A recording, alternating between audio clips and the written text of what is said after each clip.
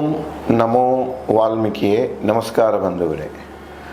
ನಾನು ನಿವೃತ್ತ ಪ್ರಾಧ್ಯಾಪಕ ಡಾಕ್ಟರ್ ಅರ್ಜುನ್ ಪಂಗಣ್ಣವರ್. ಹೇ ಸೀತಾರಾಮ್ ವಾಹಿನಿಯ ವಾಲ್ಮೀಕಿ ರಾಮಾಯಣ ಅಂದು ಇಂದು ಚಿಂತನ ಕಾರ್ಯಕ್ರಮದ 584ನೇ ಸಂಚಿಕೆಗೆ ತಮ್ಮೆಲ್ಲರಿಗೂ ಸ್ವಾಗತ. ಹಿಂದಿನ ಸಂಚಿಕೆಯಲ್ಲಿ ತನ್ನ ಸಂದೇಹ ನಿವಾರಣೆಗಾಗಿ ಸೀತೆ ಲಕ್ಷ್ಮಣನ ಕೆಲವು ಪ್ರಶ್ನೆ ಮಾಡ್ತಾಳೆ. ರಾಮ ಲಕ್ಷ್ಮಣರ ಜೊತೆ ಯಾವ ಸಂದರ್ಭದಲ್ಲಿ ನೀನು ಭೇಟಿಯಾದೆ, ಅವ್ರ ಬಗ್ಗೆ ನಿನಗೆ ಏನು ಗೊತ್ತದ, ಅವ್ರ ಗುಣಗಳ ಬಗ್ಗೆ ಏನು ಗೊತ್ತದ, ಇದರ ಮೂಲಕ ಇದಕ್ಕೆ ನಾವು ಉತ್ತರ ಕೊಡ್ತಾನ. ಅದರ ಮೂಲಕ ನಿಜವಾಗಿಯೂ ಇವನು ರಾಮನ ದೂತನೇ, ರಾಮ ಕಳಿಸಿದ ವ್ಯಕ್ತಿಯೇ, ಅಥವಾ ರಾವಣ ಇನ್ನೊಂದು ಮೋಸವೇ ಅಂಥೇಳಿ ಆ ಒಂದು ಸಂದೇಹ ನಿವಾರಣೆಗಾಗಿ ಪ್ರಶ್ನೆ ಮಾಡಿರ್ತಾಳೆ. ಅದಕ್ಕೆ ಹನುಮ ಸಂತೋಷದಿಂದ ಸೀತೆಗೆ ರಾಮನ ಬಗ್ಗೆ ಹೇಳಲಿಕ್ಕೆ ಶುರು ಮಾಡ್ತಾನೆ. ಅದನ್ನೇ ಮುಂದುವರಿಸಿ ಹನುಮ ಹೇಳ್ತಾನೆ ರಾಮನ ಬಗ್ಗೆ. ಬ್ರಹ್ಮಜ್ಞಾನಿ, ಬ್ರಹ್ಮಾಂಡದಲ್ಲಿ ನಡೆಯುವಂಥ ಪ್ರತಿಯೊಂದು ವ್ಯವಹಾರದ ಬಗ್ಗೆ ಸಂಪೂರ್ಣ ಮಾಹಿತಿ ಇದೆ ಅವರಿಗೆ. ಜೆನೆಸಿಸ್, ಜಗತ್ತಿನ ಆರಂಭ, ವಿಶ್ವದ ಆರಂಭ, ಜೀವರಾಶಿಗಳ ಆರಂಭ, ಎಲ್ಲದರ ಬಗ್ಗೆ ಎಲ್ಲ ರಹಸ್ಯನೂ ರಾಮನಿಗೆ ಗೊತ್ತು. ಅವನು ಬ್ರಹ್ಮಜ್ಞಾನಿ.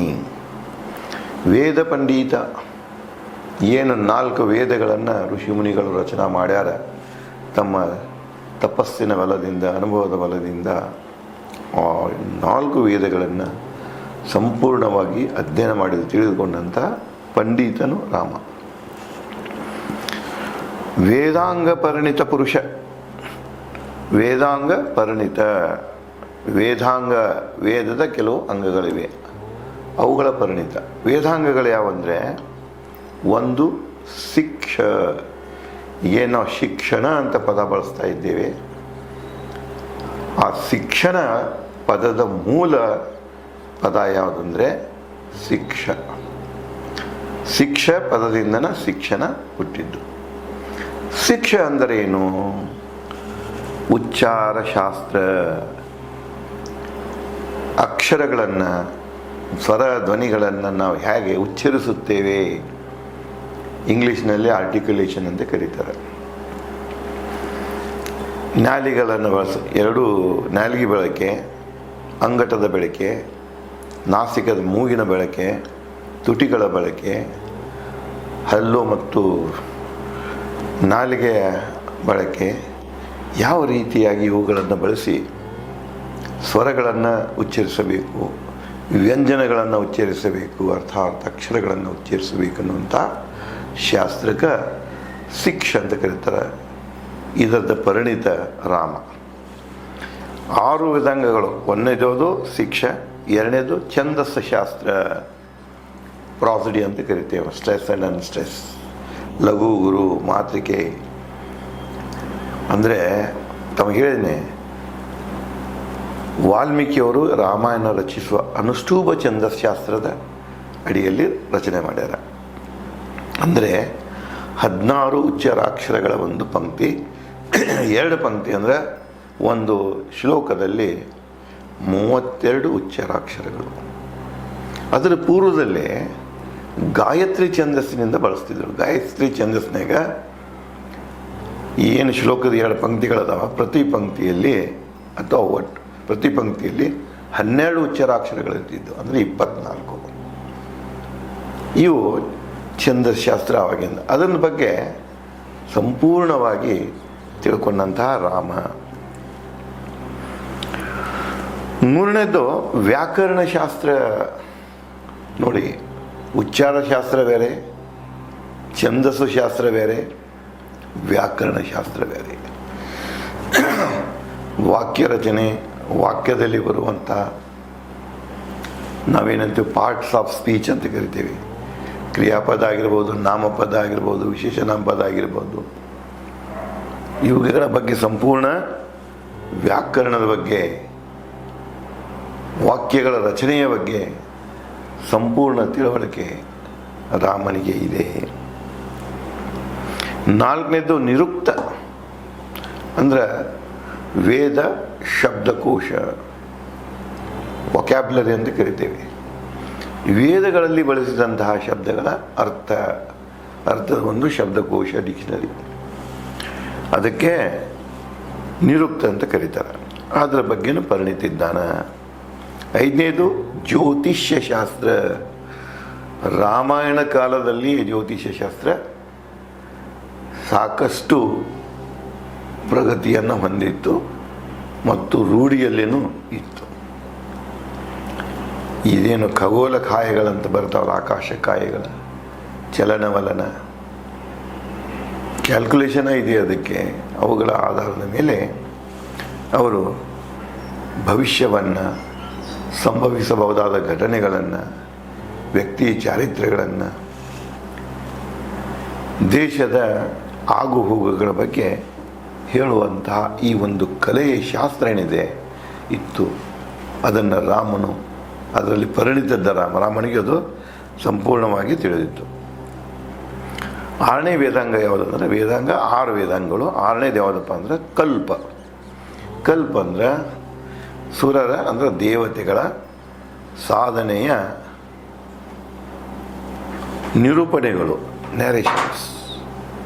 ಹೆಚ್ಚು ಕಡಿಮೆ ಪುರಾಣಗಳು ಬರ್ತಾವೆ ನೋಡ್ರಿ. ಯಾರಾದರೂ ಒಬ್ಬ ದೇವತೆ, ಉದಾಹರಣೆಗೆ ವಿಷ್ಣುವಂದಾಯಿತು, ಶಿವಂದಾಯಿತು, ಇಂದ್ರನದಾಯಿತು, ಹೀಗೆ ಯಾವ್ಯಾವ ದೇವತೆಗಳು ಎಷ್ಟೊಂದು ಸಾಧನೆಗಳನ್ನು ಮಾಡ್ಯಾರ, ಆ ಸಾಧನೆಗಳ ನಿರೂಪಣೆಯಿಂದ ನ್ಯಾರೇಷನ್ ಅಂತ ಕರಿತೀವಿ.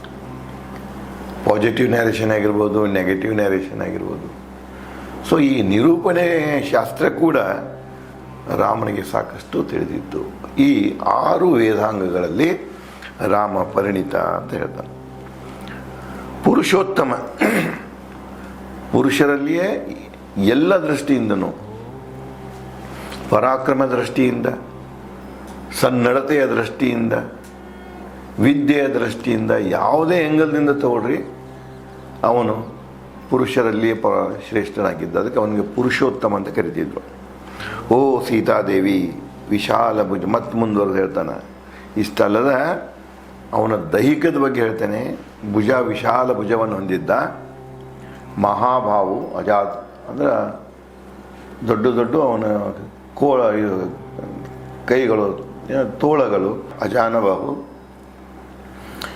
ಕುತ್ತಿಗೆಯ ಶಂಕಿನಂಥ ಕುತ್ತಿಗೆ, ಶಂಖಾಕಾರದ ಕುತ್ತಿಗೆ, ಅಗೋಚರ ಕೊರಳು ಎಲಬ ಕಾಣಿಸ್ತಿದ್ಯಲ್ಲ, ಅಗೋಚರ ಇತ್ತು. ಕಣ್ಣುಗಳು ಕೆಂಪು ಇದ್ವು. ಆಕರ್ಷಕ ಮೈಕಟ್ಟು ರಾಮಣದು. ನೋಡಿದವ್ರನ್ನ, ಅವನ ಕಡೆ ಯಾರೇ ಹೆಣ್ಣಾಗಲಿ ಗಂಡಾಗಲಿ ನೋಡಿದ್ರೆ ಒಂದು ಕ್ಷಣ ಅವನ ಒಂದು ಮೈಕಟ್ಟಿನತ್ತ ಜನರ ಆಕರ್ಷಣೆ ಆಗ್ತಿತ್ತು, ಗಮನ ಕಡೆ ಹರಿತಿತ್ತು. ಅಂಥ ಮೈಕಟ್ಟಿನವ ರಾಮ. ಇಲ್ಲಿ ನೋಡಿ, ರಾಮನ ಚಿತ್ರವನ್ನು ಬಿಡಿಸ್ಬೇಕಾದ್ರೆ ಬಿಡಿಸೋರು ಯಾರಂದ್ರೆ, ಶಿಲ್ಪಿಯಾಗಿದ್ದರೆ ಶಿಲ್ಪಿಕಾರ, ಇದರಲ್ಲಿ ಮಾಡೋ ಕೆತ್ತನೆಯಲ್ಲಿ ಮಾಡವ, ಮತ್ತು ಬಡಿಗೆರಲ್ಲಿ ಕಟ್ಟಿಗೆಯಲ್ಲಿ ಕೆತ್ತವರು ಬರ್ತಾರೆ, ಕಲ್ಲಿನಲ್ಲಿ ಕೆತ್ತವರು ಬರ್ತಾರೆ, ಇನ್ನು ಚಿತ್ರಗಳನ್ನು ಬಿಡಿಸೋರು ಬರ್ತಾರೆ. ಅವರು ಕೂಡ ಇಂಥವನ್ನು ಓದ್ಕೊಂಡಿದ್ರೆ ಅವರಿಗೆ ರಾಮ ಹೇಗಿದ್ದ ಅನ್ನೋದನ್ನು ಬಿಡಿಸ್ಲಿಕ್ಕೆ ಭಾಳ ಸುಲಭ ಆಗ್ತಿದೆ. ಅದಕ್ಕಿಲ್ಲಿ ರಾಮನ ಮೈಕಟ್ಟ ಬಗ್ಗೆ ಈ ರೀತಿಯಾಗಿ ವಾಲ್ಮೀಕಿ ಅವರು ಬರೀತಾರೆ. ಅಂದರೆ ನೋಡಿದಾಗ ಬರೆಯೋಕ್ಕೆ ಸಾಧ್ಯ ಇದ್ದು, ಕಲ್ಪನೆ ಮಾಡಿ ಬರೆಯುವಂಥದ್ದು ಅಲ್ಲ ಇದು. ಮತ್ತು ಭಾಳ ಜನ ರಾಮಾಯಣ ಕಪೋಲ ಕಲ್ಪಿತ ಕಥೆ ಅಂತ ಅದರಾಗನ ಹೋಗ್ತಾರೆ ಅವರು. ಆದರೆ ಬಹಳ ದೀರ್ಘವಾಗಿ ಅಧ್ಯಯನ ಮಾಡಿ, ಸೈಂಟಿಫಿಕ್ ಬೆಂಟ್ ಆಫ್ ಮೈಂಡ್ ಬೇಕು ಅದಕ್ಕೆ. ಸೈನ್ಸ್ ಅಂದ್ರೆ ಅದೇ systematic study of knowledge. Ramayana it is also knowledge. ಇದನ್ನು ನೀವು ವ್ಯವಸ್ಥಿತವಾಗಿ ಅಧ್ಯಯನ ಮಾಡುವುದರಿಂದ ಇದರ ವಾಸ್ತವಿಕತೆಯ ಅರಿವು ಬರ್ತದೆ. ಏನೋ ತಿಳಿದ ಓದುದ ಯಾರೋ ಹೇಳಿರ್ತಾರೆ, ಅದನ್ನೇ ಹೇಳ್ಕೊಂಡು ಇದು ಕಪೋಲ ಕಲ್ಪಿತ, ಇದು ಘಟನೆ ನಡೆದಿಲ್ಲ, ಇದು ಇತ್ತೀಚೆಂದು ಹೇಳ್ಕೋತ ಹೋಗ್ತಿರ್ತಾರೆ. ಅವರ ಹೇಳಿಕೆಯಿಂದ ಯಾವುದೋ ಸಫಲವಾದಂಥ ಕಾರಣಗಳನ್ನು ಇರುವುದಿಲ್ಲ ಮತ್ತು ಆಧಾರಗಳನ್ನು ಇರುವುದಿಲ್ಲ. ಮುಂದುವರಿದು ರಾಮನ ವ್ಯಕ್ತಿತ್ವವನ್ನು ಹೇಳುವ ಕಾಲಕ್ಕೆ ಹೇಳ್ತಾಳಕ್ಕೆ ದುಂದುಬಿ ಸ್ವರ. ದುಂದುಬಿ ಅಂದರೆ ಇದೊಂದು ಚರ್ಮವಾದ್ಯ. ಆ ಚರ್ಮವಾದ್ಯದಿಂದ ದುಂದುಬಿಯಿಂದ ಹೇಗೆ ಸ್ವರ ಬರ್ತದಲ್ಲ, ರಾಮನ ಸ್ವರ ಆಗಿತ್ತು ಮಾತಾಡಕತ್ತಂದ್ರೆ. ಎಣ್ಣೆ ವರ್ಣ ಅಂದರೆ ಆಯಿಲಿ ಸ್ಕಿನ್ಡ್. ಆ್ಯಕ್ಚುಲಿ ರಾಮನ ವರ್ಣ ಅದು ಏನಂದರೆ ಕ್ಷತ್ರಿಯ ವರ್ಣ ಅಂತ ಕರೀತಾರೆ ಅದನ್ನು. ಈ ಜ್ಯೋತಿಷಾಸ್ತ್ರದಲ್ಲಿನೂ ಬರ್ತಿದೆ ಕ್ಷತ್ರಿಯ ವರ್ಣ ಅಂತ. ಕ್ಷತ್ರಿಯ ವರ್ಣ ಅಂದರೆ ಎಣ್ಣೆಗಂಪು ಅಂತ ಕರೀತಾರೆ, ಕಂದು ಬಣ್ಣ ಅಂತ ಕರೀತಾರೆ.